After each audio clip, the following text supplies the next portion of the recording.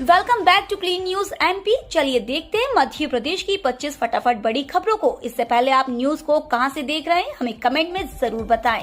साथ ही वीडियो को लाइक करना बिल्कुल ना भूलें। सीहोर और झाबुआ में सिंचाई परियोजना को पूरा कराने अतिरिक्त राशि देगी सरकार।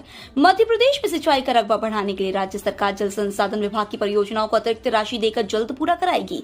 मुख्यमंत्री गृह जिले सीहोर में सिंचाई परियोजना के लिए अतिरिक्त राशि की पुनरीक्षित प्रशासकीय स्वीकृति जारी कर दी गई है। इन परियोजनाओं के पूर्ण होने से सिंचाई सुविधा का विस्तार होगा। बता दें कि मुख्यमंत्री शिवराज सिंह चौहान ने सिंचाई का क्षेत्र 45 लाख से बढ़ाकर 65 लाख हेक्टेयर करने का लक्ष्य रखा है। मध्य प्रदेश में 226 अस्पतालों का निर्माण व उन्नयन करेगी सरकार। खर्च होंगे 1093 करोड़। प्रदेश में स्वास्थ्य सुविधाओं के विस्तार के लिए सरकार पुराने अस्पतालों को सुधारने के साथ नए अस्पताल भी बनाएगी। इस पर 1093 करोड़ रुपए व्यय किए जाएंगे। इसमें 802 करोड़ रुपए भवन, 10 करोड़ फर्नीचर और बाकी राशि उपकरणों पर खर्च की जाएगी। अस्पतालों की संख्या भारतीय लोक स्वास्थ्य मानक के अनुरूप करने के लिए यह काम किया जा रहा है। इसके लिए प्रदेश के 226 अस्पतालों को चुना गया है। इनमें 191 प्राथमिक स्वास्थ्य केंद्र, 12 सामुदायिक स्वास्थ्य केंद्र, 21 सिविल अस्पताल और 2 उप स्वास्थ्य केंद्र शामिल है। इंदौर में जुटेंगे देश विदेश के सैकड़ों गठिया रोग विशेषज्ञ। भविष्य की संभावनाओं पर होगी चर्चा। देश विदेश के सैकड़ों रूमेटोलॉजिस्ट 23 से 27 नवंबर तक इंदौर में रहेंगे। मौका है इंडियन रूमेटोलॉजी एसोसिएशन की 37वीं वार्षिक कॉन्फ्रेंस आयराकॉन 22 का। कॉन्फ्रेंस की थीम फ्यूचर इज नाउ रखी गई है। इसमें देश विदेश के गठिया रोग विशेषज्ञ इस क्षेत्र में भविष्य की संभावनाओं और इलाज की नवीनतम तकनीकों के बारे में चर्चा करेंगे। डॉक्टरों के लिए कार्यशालाएं आयोजित की जाएंगी। किसान अनुबंध के बाद ही बटाईदार को सौंपे खेती, तभी मिलेगी राहत और बीमा राशि। अब कोई भी भूमि स्वामी अपनी भूमि बटाई पर देने या किसी व्यक्ति द्वारा बटाई पर लेने की वैधानिकता तभी मानी जाएगी जब दोनों पक्षों के द्वारा मध्य प्रदेश भूमि स्वामी बटाईदारों के हित संरक्षण अधिनियम 2016 के नियम 4 के तहत अनुबंध निष्पादित किया हो, एक प्रति संबंधित क्षेत्र के तहसीलदार को उपलब्ध कराई हो। कोई भी बटाईदार भूमि बटाई पर लेकर यदि वह फसल क्षति की दे राहत राशि, बीमा राशि और कृषि उपज का उपार्जन के लिए शासन द्वारा तभी स्वीकार माना जाएगा जब भूमि स्वामी और बटाईदार के मध्य उपरोक्त अधिनियम के अंतर्गत अनुबंध निष्पादित हुआ हो। विधिवत अनुबंध के अभाव में उपरोक्त हित लाभ नहीं दिया जाएगा। रातापानी अभ्यारण्य को टाइगर रिजर्व बनाने के लिए ग्राम सभाओं की ली जाएगी सहमति। भोपाल से सटे रातापानी अभ्यारण्य को टाइगर रिजर्व बनाने के लिए अब वहां के कोर एवं बफर क्षेत्र में स्थित ग्राम सभाओं से सहमति ली जाएगी। यह निर्णय हाल ही में राज्य वन्य प्राणी बोर्ड ने लिया है। रातापानी अभ्यारण्य को टाइगर रिजर्व बनाने का मामला काफी समय से लंबित है। जानकारी के अनुसार बोर्ड में कई बार इसके गठन का प्रस्ताव रखा जा चुका है, लेकिन इस पर सहमति नहीं बन पा रही है। इसका मुख्य कारण रातापानी अभ्यारण्य में आने वाले गांव है। मोहिनी मोहन मिश्रा ने कहा, उपज का लाभकारी मूल्य मिले, सम्मान निधि बढ़ाए सरकार। कोरोना काल में जब सब कुछ बंद था तब भी किसान खेती कर रहे थे ताकि देश में अन्न का संकट ना हो। इसके बाद भी किसानों को उपज का लाभकारी मूल्य नहीं मिल रहा है। अलग अलग चीजों पर टैक्स लिया जा रहा है। किसान सम्मान निधि अच्छी पहल है, लेकिन इसमें वृद्धि नहीं हुई है। खाद का अनुदान कंपनियों को देने की जगह सीधे किसानों को खाते में दी जाए। इन मांगों को लेकर भारतीय किसान संघ मंगलवार को भोपाल में प्रदर्शन करेगा। 19 दिसंबर को दिल्ली के रामलीला मैदान पर किसान गर्जना रैली होगी। इंदौर में इन्वेस्टर समिट से पहले होगा ग्लोबल सीईओ कॉन्क्लेव। इंदौर में 11 और 12 जनवरी को ग्लोबल इन्वेस्टर समिट आयोजित होने जा रही है। समिट की औपचारिक शुरुआत से पहले इंदौर में ग्लोबल सीईओ कॉन्क्लेव भी आयोजित होगा। इसमें देश और दुनिया के टॉप बिजनेस टाइकून खाने की मेज पर मध्य प्रदेश में निवेश पर चर्चा करेंगे। समिट से एक दिन पहले 10 जनवरी की रात को कॉन्क्लेव आयोजित किया जाएगा। जनवरी माह के 5 दिन इंदौर के लिए अहम होने जा रहे हैं। 8 जनवरी से 10 जनवरी तक प्रवासी भारतीय सम्मेलन होगा। यह आयोजन इंदौर में ही होगा। हालांकि की कमान केंद्रीय विदेश मंत्रालय के हाथों में रहेगी। मेहमानों से नहीं कमाएंगे इंदौर के होटल, कम टैरिफ में देंगे रूम। शादी ब्याह पर्यटन के कारण दिसंबर जनवरी में शहर के होटलों की बुकिंग अच्छी खासी है और 4 माह पहले की तुलना में टैरिफ भी बढ़ा हुआ है। लेकिन शहर के होटल संचालकों ने तय किया कि प्रवासी सम्मेलन के दौरान वे कम टैरिफ पर ही रूम देंगे। 3 स्टार होटल का रूम 3,000 रुपए, 5 सितारा होटलों के रूम अधिकतम 5 से 7,000 रुपए में मिल जाएंगे।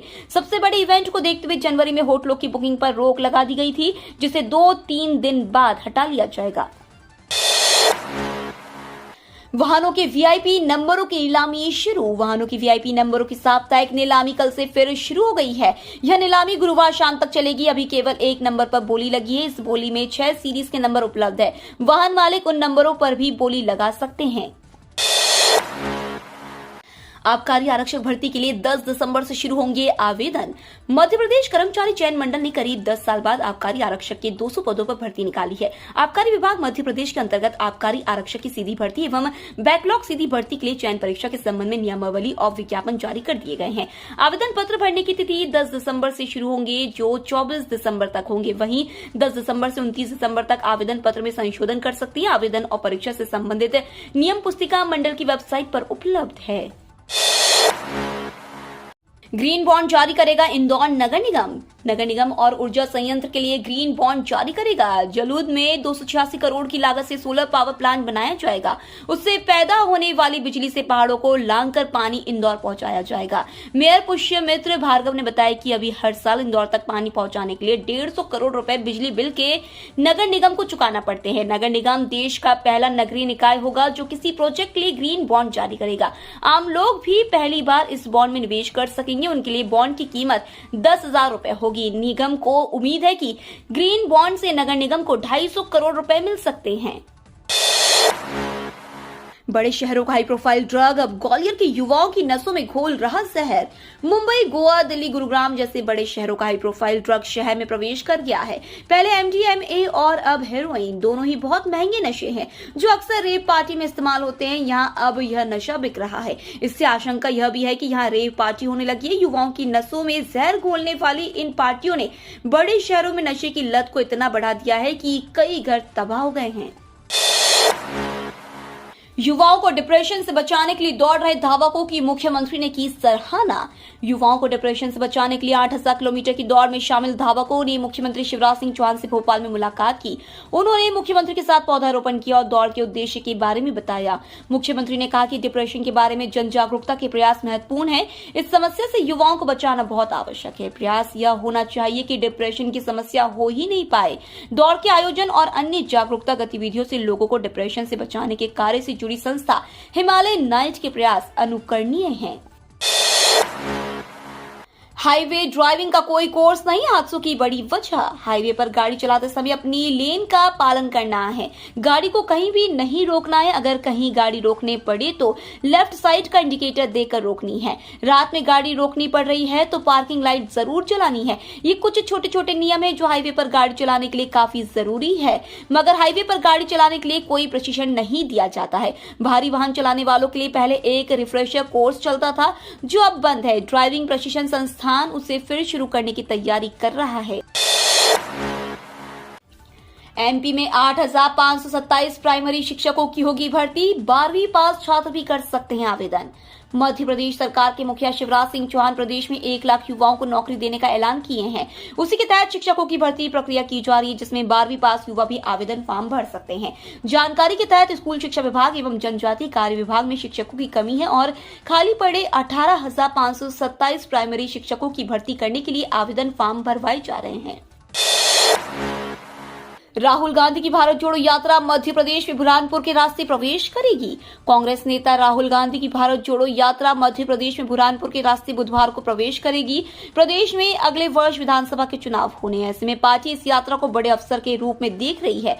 पूरे प्रदेश में कार्यकर्ताओं को कांग्रेस के पक्ष में माहौल होने का संदेश देने के लिए मेगा शो की तैयारी है।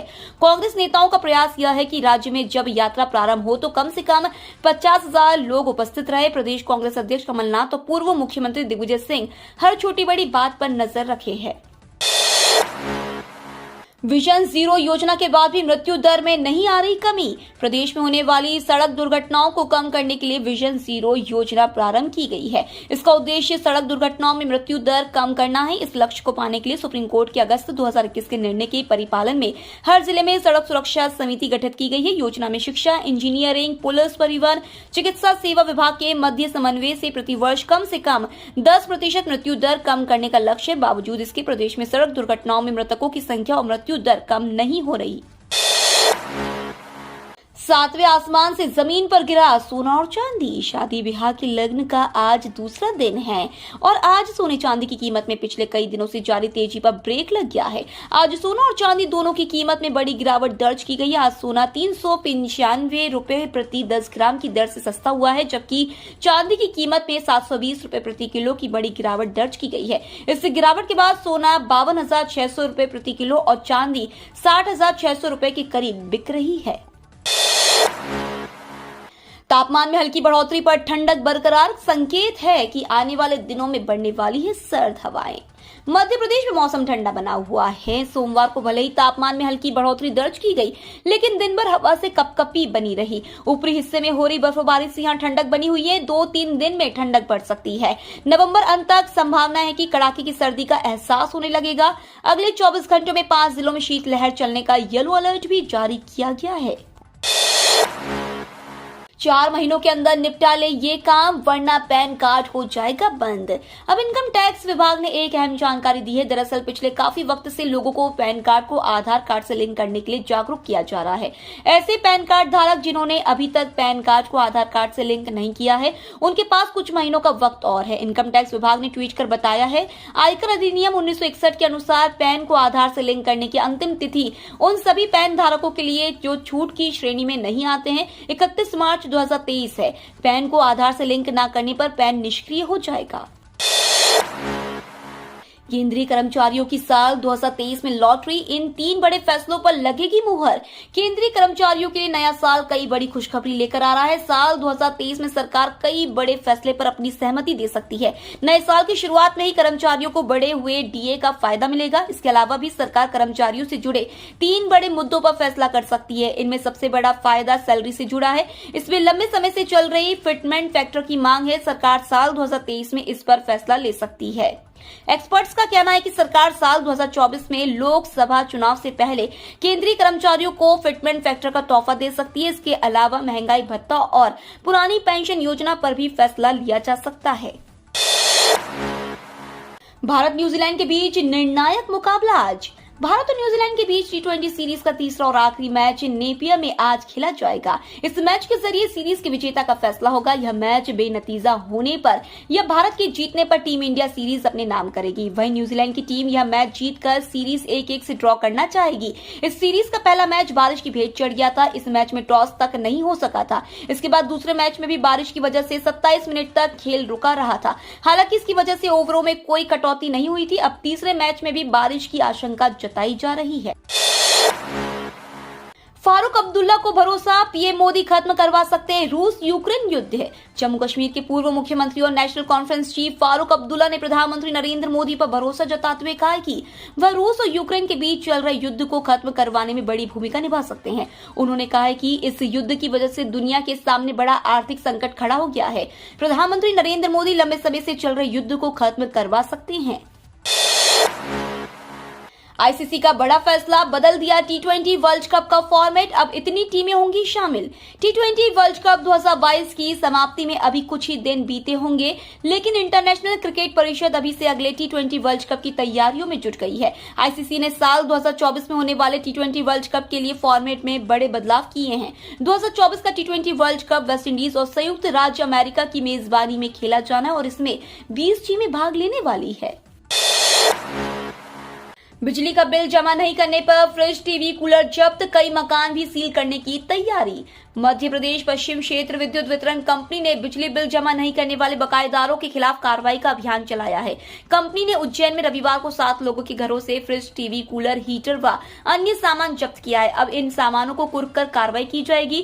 बिजली कंपनी के कार्यपालन यंत्री राजेश हारून ने बताया कि लोग कई सालों से बिजली का बिल जमा नहीं कर रहे हैं। कई लोगों पर करीब 90,000 से अधिक का बिजली का बिल बकाया है। बिल जमा नहीं होने पर अब कंपनी द्वारा लोगों के घरों से सामान जब्ती की कार्रवाई शुरू की गई है। ये तो थी आज की 25 फटाफट बड़ी खबरें। अगर आपको न्यूज पसंद आई हो तो चैनल को सब्सक्राइब करना ना भूले। धन्यवाद।